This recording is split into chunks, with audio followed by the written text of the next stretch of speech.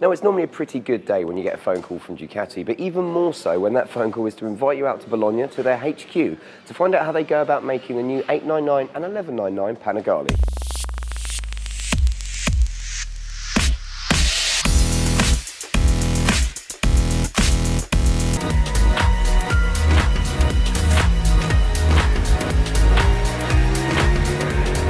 What a machine. It is beautiful. You designed that.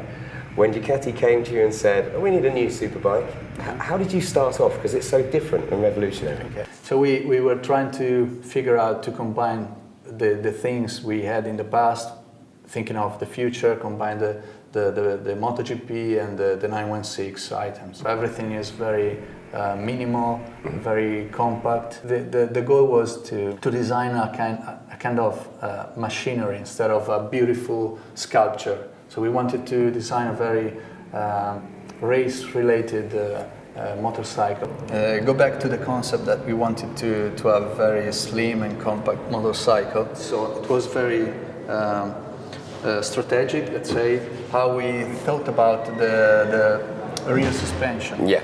A lot of people ask why we moved the suspension in this, let's say, kind of fancy position. Yeah. But that was very useful and strategic to us in order to have a very slim and compact tailpiece and rear subframe. Yeah. Because otherwise, if the spring were in the, let's say, traditional position, we were in a trouble with the structure itself. Yeah. But also to have a more room, a more possibility to develop the pipe, yes, the pipe route, and also because we wanted to have a very compact exhaust, a race purpose. Yeah. So we went to a very compact fairing.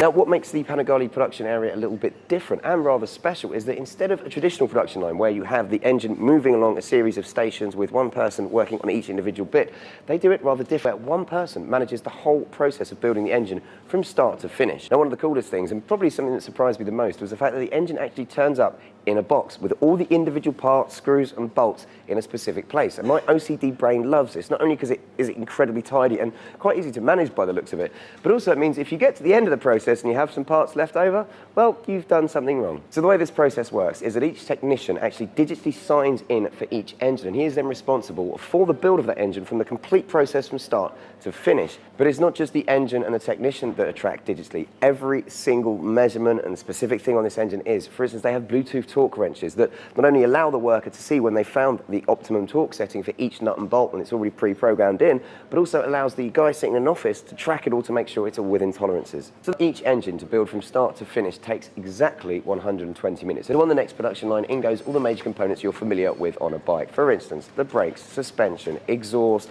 wheels, switchgear, and even the tyres.